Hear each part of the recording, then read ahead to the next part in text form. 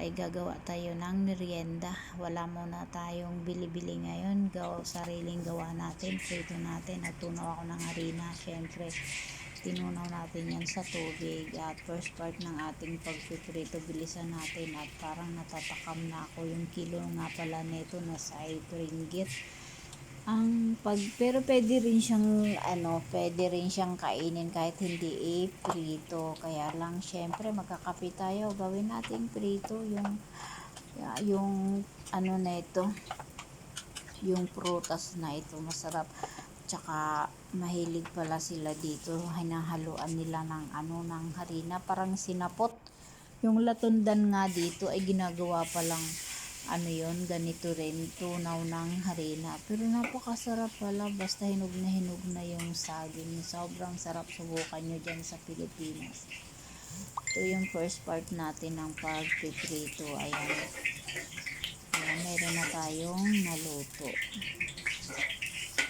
Siyempre, 2 kilo kalahati, 2 lang kami kakain yan. Kaya ayun,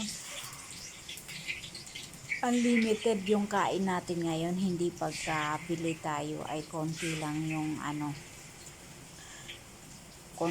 yung tawag dyan, pagkabili.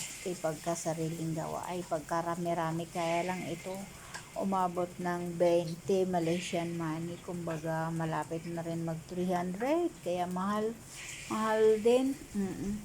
Kaya lang minsan talagang matatakam ng sariling gawa. Kaya yan, second part na natin yan. Hanguin natin yung first part natin at lagay natin, i-drain natin yung mantika.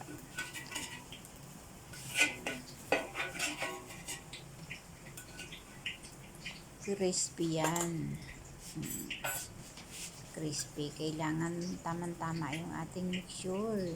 Sarap pala ng harina nila dito. Syempre, ayan na yung second part natin. Pangalawang salang natin yan. Syempre, tikman na natin yan. Pagkatapos nitong mabaliktad ay tikim-tikim na tayo dyan habang naluluto. Habang nagluluto ay busog na tayo dahil napagkarami-rami. Yung yung 4 na piraso ay para ka ng sinintok yan ng kabayo. Kaya lang, masarap talaga. Ayan. Yan yung first part natin, ha. Yan yung ating second part. At may pangatlo pa tayo dyan ayan, konti na lang yung ating pangatlong part. Eto na, magme-merienda na tayo. Tara, kain.